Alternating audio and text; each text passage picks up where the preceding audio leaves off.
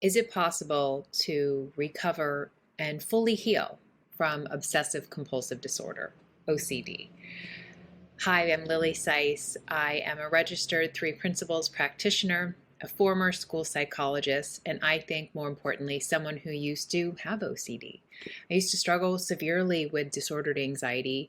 I was diagnosed with general anxiety disorder and panic disorder and depression. I also had eating disorders, and I was never diagnosed with OCD. And it wasn't until after I I healed from disordered anxiety and panic, and I started sharing a lot on social media.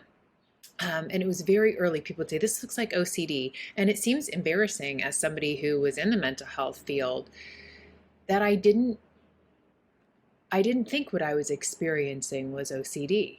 Um, and when I read about pure OCD, which is when someone primarily has compulsion, so behaviors that are mental, so they're not like outwardly observable, um, not like washing hands or counting. It's a lot of just rumination, um, just so much like mental thinking.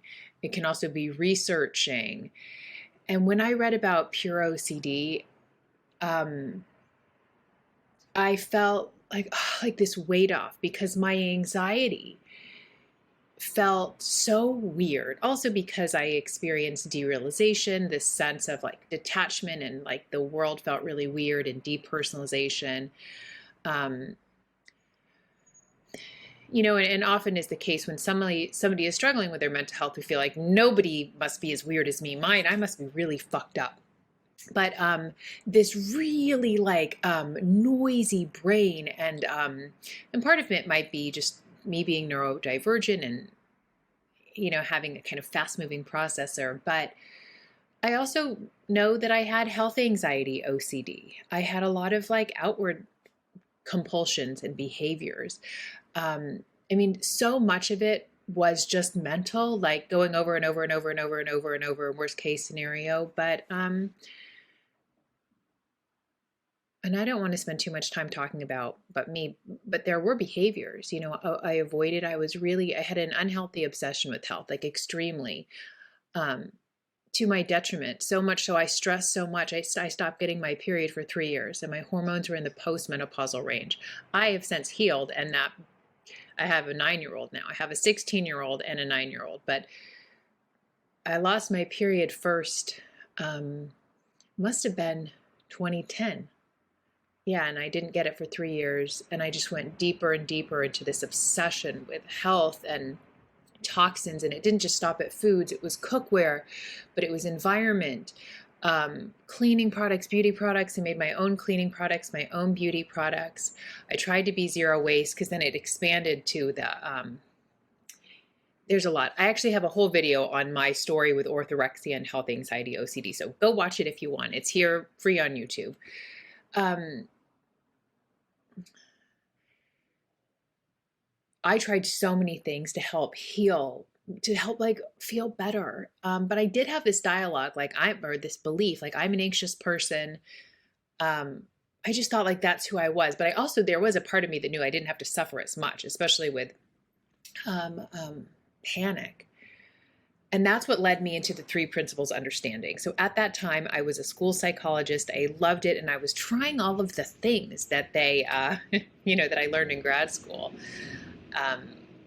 Cognitive behavioral therapy and grounding and breathing exercises. I share so much about my story also I have a free masterclass, How to Simply Break Free from Anxiety. So I don't want to take up time because I really do want to talk about OCD and healing and returning to a place of mental well-being. Because when I started sharing as a coach, because I didn't want anybody to suffer as long as I did. I really suffered with severe anxiety, like after having a panic attack and then experiencing derealization. And those of you that have experienced derealization and panic and gotten super spooked by it, you can start having anxiety about anxiety and panic about panic. It can just spiral. So for 7 years, I felt so broken and so terrified. And I just was like really trying to think my way out of it and ramped everything up. And when I came into the three principles of understanding, And I realized I was innocently overcomplicating it. There was less for me to do. Like, it literally changed my life. And I was really wanting to share it with adults. And it wasn't until 2020 when there was the COVID-19 pandemic, I realized I could start sharing virtually. So I did, but just about anxiety and panic. And then I had a lot of clients come to me that were experiencing OCD, but I felt insecure about that because so much of the dialogue was like OCD was so serious. And there was one way, the gold standard, ERP, exposure response prevention. And I would follow these OCD accounts. And it was like, if your therapist isn't doing ERP and ERP, and OCD, OCD makes me. And it just seemed like OCD was like really big. So when people would come to me, I was like, uh, and I thought I need to get my PhD. Kind of that imposter syndrome of like, I understand anxiety and panic, but OCD is so much bigger. So I was actually applying to PhD programs and doing interviews, but my heart wasn't in it. I was like, I wanted the name. I wanted the credibility. But what I really wanted was a PhD in the principles. And so I started doing the training with the Three Principles Global Community to become a registered Three Principles practitioner. And I began an almost year-long alert certification with Dr. Bill Pettit, who I just had the privilege of having him as one of my mentors. And I talked to him a lot about OCD, a lot about my clients. And coming from being a school psychologist, you have a lot of mentorships. There's a lot of case conferencing going on throughout your whole career, but especially in your early career. And when I stepped down from being a school psychologist, I was the lead school psychologist in my district. So I had also been a mentor and I had interns, but I really wanted somebody with more experience and more expertise because I only want to be helpful. I only want to be helpful. And that's what I don't want anybody to believe me. I know that there's different opinions on OCD and on mental health and on recovery. And so I'm not making this video so anybody believes me. I'm making this because somebody from TikTok DM'd me asking me this question, and I wrote back and they're like, that's so helpful. And I'm going to read you their question, but I'm making this video because if it's helpful for one person, that's so wonderful. And I just want you to come to your own conclusions. But I think a lot of the dialogue out there in kind of traditional OCD is not helpful. It makes it such a bigger deal. It gives us this whole life of its own. And I really think there is so much more hope and people are so much more transformative. So I'm going to read you the question and then I'm going to tell you my thoughts, but also I want you to just be curious for yourself. What do you think? Because that's the only thing that matters. You know you. But I'm also wondering, maybe you don't know how amazing and transformative, how built for transformation you are. And that's why it's like, you might not know how amazing you are. You being a human. I'm talking to you. So the question that I got, my old therapist, who I've recently stopped seeing, used to tell me that I'll never recover fully from OCD intrusive thoughts. He told me I'll get better at dealing with it, but I'll never fully get rid of it. Is that true?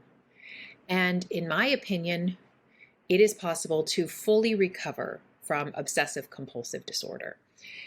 The grain of truth in there is that you're always going to be a human being. So human beings are always going to get unproductive, unhelpful thoughts. That's just being a human. We always are going to get thoughts.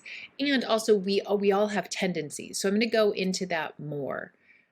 But first, maybe it would be helpful to talk about what OCD is. You might probably already know, but obsessions are, we get an unwanted thought, and it can often be this intrusive thought that's really very much the opposite. There are certain ones that are more common, some that are about harm or about sex or about contamination. It could be there was a recent news story this year I don't know if it was 2023 or the end of 2022, about a mother. I believe she was experiencing psychosis, and I don't even want to talk about it and it be triggering. Somebody can hear a news story And it can be so scary. And then our brain kind of makes it about us. Could you do that? Could that happen to you? And sometimes when we resist it, we get really confused and we think, oh, I would never do that, but maybe I would. But like, the brain can start ruminating, trying to like, I don't want to overreact, but I don't want to underreact. All of it's trying to prevent something bad from happening. Whether this bad thing is hurting somebody, hurting ourselves, getting sick. So all these kind of really scary thoughts can happen. Thoughts that we don't want to happen. Those can be obsessions, and people can sometimes try to think, I got to get to the bottom of it. I got to know it for sure. And if I think and think and think and think and think, I can prevent something bad from happening. So that's why sometimes it's just that rumination. And sometimes it can be some behaviors, the compulsions that people do to try to relieve some of that anxiety, relieve some of that uncomfortable feelings. Some of it might be just again and again and again and again, picturing again and again. Whew, I'm getting tired saying that. They also might go online, searching. It could be Googling, going on Reddit, other forums, TikTok and Instagram, trying to read, is this normal? What happens with other people? Am I like this person? No, I'm not like that person. Can be a lot of that sort of researching. Sometimes people can ask for reassurance, like, do you promise I'm a good person? Do you think this is safe? Is it okay that I did this? Sometimes people can confess, and sometimes it can be totally kind of unrelated. People can think if I unplug my phone perfectly, everybody will be safe. But it can often then feel like that can be this just right feeling, like it didn't feel right. Oh God, I didn't do it right. When I was younger, it's so interesting how we create these things without even knowing. When I was younger, I did a lot more of wanting to close things a certain number of times. And when I'm thinking of it now, I think, oh my God, how lovely and innocent. Like for me, it felt, I had a lot of fears about my parents dying, and they felt more rational. At that time, I didn't know that just because I had a thought didn't mean it's true. And if I felt something strongly, it didn't mean it's true. I was just feeling my thinking. I thought that if I felt something strongly, it was like agreement, and I just had so many fearful thoughts about my parents dying in plane crashes and car crashes. And then when they'd go out, and we had a lovely older housekeeper. But then I was like, she's going to die. Like, I'm going to be alone. And it just was this, such uncomfortable, such anxious energy. And it's also this lack of control, because it's like, how scary especially when we're younger, but at any age, that we fuck, I can't control it. Fuck, cars could crash, planes could crash, people could die. I fucking hate it. And our brain's like, okay, well, maybe if you close this cabinet, and I can remember sitting there feeling soothed, kind of closing it. But the thing that happens sometimes with those behaviors, compulsions, is like we can't feel like it get it right, and it can just, they don't end up helping. But sometimes they are soothing. I would often pray too, and and that was kind of soothing. Sometimes people do that. If I pray, if I say it right, I'm going to keep everybody safe. This magical thinking. And one time too, I was sad when my parents went out to dinner, and I was in the closet kind of crying and smelling my mom's sweaters. And then thank goodness they came back alive. But then it was one time, and so I just kind of got in the habit of doing that. And eventually that faded away. And those kind of behaviors did fade away as I got older. It's funny because then it was kind of maybe replaced by dieting. I see such a correlation between eating disorders and OCD. It's like, are they any different? Aren't they one and the same, that behavior? So did my soothing mechanisms, my coping mechanisms just go from those little, obsessing and other behaviors to alcohol and drugs and disordered eating and over-exercising? I've gone on a tangent of myself, but with OCD, it's got these obsessions, these unwanted thoughts, there's really a lot of thinking and behaviors that try to help soothe the anxiety, but they can often be unhelpful. And I've worked with people that their behaviors can really negatively impact their life. And sometimes it can just be, and it's not just, but they're not happy. They're not enjoying their lives. They are miserable, and they can be so scared, and they can forget who they are, especially when people have had unwanted thoughts about being a pedophile. And I've worked with moms, I've worked with dads, I've worked with people that are teachers, preschool teachers. I've worked with somebody who's like, I don't even like kids. Like, she didn't like them, but she just was terrified. And when I've worked with people that have had unwanted intrusive thoughts about being a pedophile, so they are the complete opposite of a pedophile, it would be they'd rather die than ever hurt children or violate anybody in that way. Often those people sink to such a low mood sometimes. They stop eating, and they really stop because they have an innocent misunderstanding of intrusive thoughts. So I actually have a really great 35-minute free intrusive thoughts masterclass. If you want it, leave a comment here, or also just email me. Go to my website, DM me on Instagram, say I watched your video, I would love your free intrusive thoughts masterclass, and it's yours. But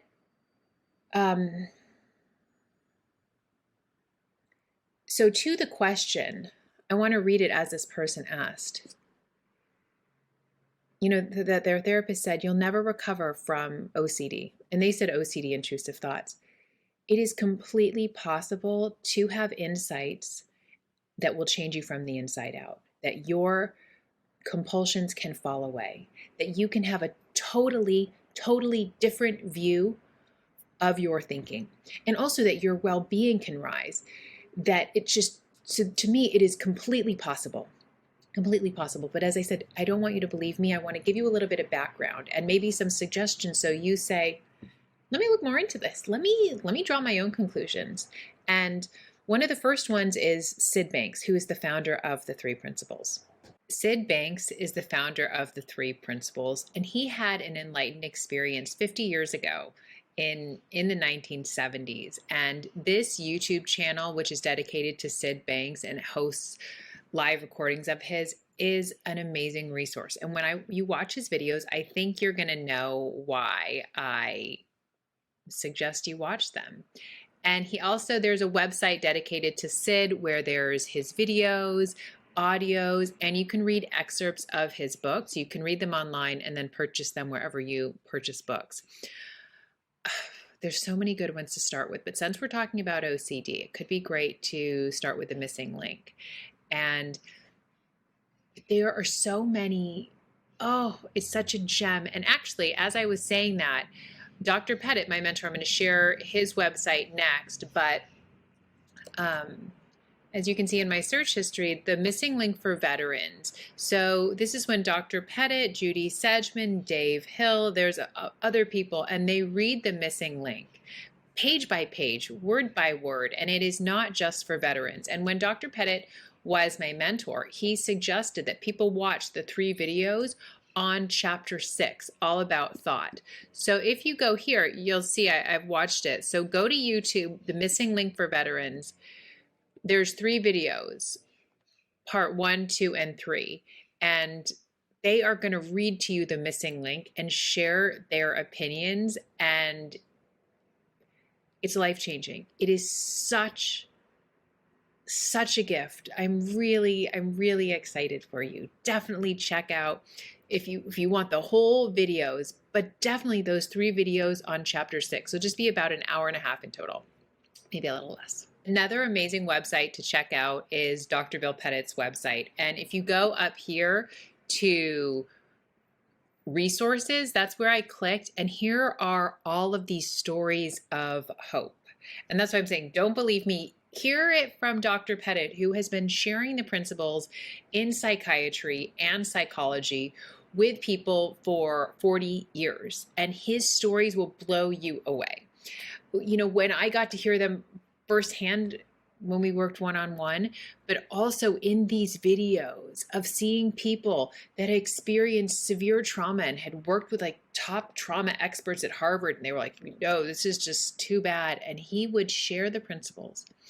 You know, Dr. Pettit is so amazing because it's not anything that he did. And he says that it wakes people up to the well-being inside them, and he sees that. And Dr. Pettit is a gift to the world, and Sid was his teacher, and he was my teacher, and I'm very excited to share his videos with you. Starting could be great to start with this video right here. There is only one mental illness, and then also this one on anxiety disorders, and then anything else, PTSD and trauma.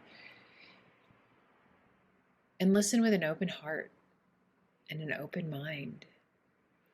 Another resource that I wanted to share is Dr. Judy Sedgman and Christine Heath. They are both in the Three Principles community, and they have an amazing podcast, Psychology Has It Backwards. So they've both been working in the field of mental health for, I don't know exactly how many years. Christine, probably about 40, and Judy for a long time as well. Sid was both of their teachers, and episodes 38 and 39 are about the diagnosis trap. So if you can listen wherever you listen to podcasts, but and they actually have more recent episodes on diagnoses. But some of the ones to start out with, scrolling down, are 38 and 39. And this is just such a beautiful gift, a beautiful website, a beautiful podcast. I'm really excited for you to check out Sid, Dr. Pettit, Judy, and Christine. So I do believe it is possible to heal completely from obsessive compulsive disorder, to return to a place of well-being. So unhelpful behaviors and habits fall away. So you have a completely different relationship to your thoughts. And the grain of truth is we are going to get unhelpful and unproductive thoughts. And I wanted to read to you something from Jack Pransky, which is one of the first books that I ever read when I came into the Three Principles Understanding 5 years ago in 2018. This is from his book, Somebody Should Have Told Us, Simple Truths for Living Well by Jack Pransky. We will always get unproductive or distracting thoughts. We can do nothing about that. But these thoughts will pass on their own unless we do something with them or make something of them. It is not our thoughts that get us into trouble. It is our thoughts about our thoughts that get us into trouble. What we are talking about here is our relationship with our thinking. This relationship is far more important to our well-being than our actual thoughts. Without realizing it, we give thoughts power over us. The alternative is to not take our thinking too seriously or too hard. Each is a different relationship with our thinking. What we are looking for appears automatically when our mind clears. There really is nothing we have to do to get where we want to be because we are already there. We are only in our own way with our very own thinking, interfering with our intrinsic state of wisdom and peace, using our gift of thought against ourselves. And so that's how I see it.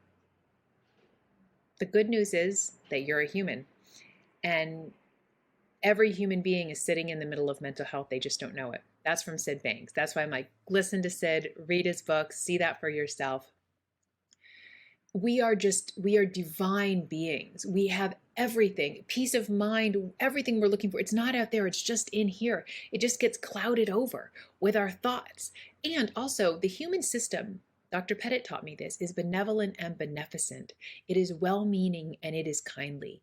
And when we are in a state of chronic stress, when we've got too much noise in our head, as Michael Neal says, thank goodness we get wake-up calls.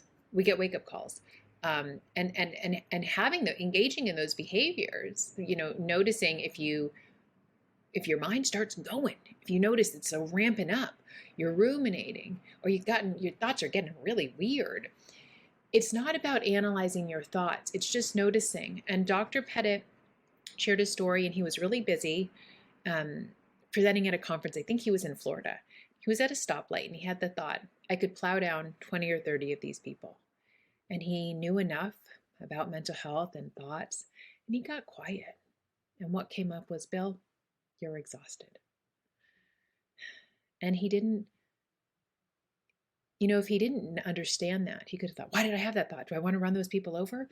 Have I ever been violent before? And he could have gone back into his memories and thought of all these times and, adding on the thoughts and thoughts and thoughts. And he said, they could have found me curled up in a ball on the floor of my car. And I brought up that example because sometimes we just have dumb thoughts and there's no meaning. But sometimes we have a weird thought and it just means we're tired. It just means we're stressed. So it's not about the content of your thinking. But so that's where I want to say we're still always going to be humans. And Dr. Pettit does such a beautiful job of kind of talking about alarm systems and people, tendency, and some people when they're innocently misusing this gift of thought, when they're innocently taking their life too seriously, when they're innocently taking themselves too seriously, when they're innocently believing thoughts that aren't true. Because we're always living in the feeling of our thinking. When they're doing that, it's such a blessing we get wake-up calls. Sometimes it might be with physical pain. Just as I'm sitting here, like my leg is like this. This is going to start to be uncomfortable because it's going to let me know, oh, move, change positions, Thank goodness. Thank goodness I got that feedback. And so when we start spending more time in our head than in our life, we get wake-up calls. My tendency is definitely one towards anxiety, but actually what we can do, we can notice it earlier. We can notice it at irritability. Irritability and a loss of contentment is a huge, just an early signal where there's no judgment, you just see it. And that's why there's so much hope to just to change your life. And you see, if you start having a weird thought or start being irritable, or you're grateful that you saw that. And it's not that there's some destination where we're these enlightened Buddhas. Because sometimes I don't catch it at irritability. Sometimes I might catch it at, trying to think of just a weird thought, a weird feeling. But I know that the thoughts doesn't mean anything. It's just, I fell into my habit of worrying about work or taking my life seriously. And it's just completely possible to have a completely different relationship to your thinking and to wake up. That anytime we don't feel good, it's like the present moment calling, and we can realize that we're just scaring ourselves with our imagination and we're just feeling our thinking. I could just talk about this forever because when we understand the three principles, which are happening whether we know about them or not, they're just principles, just like gravity, where we're always living in the feeling of our thinking, not our reality. It just can change your life. So there is so much hope. And please let me know your thoughts. Comment below. And watch that stuff. I'm really excited, and I hope that at least one person found this video helpful.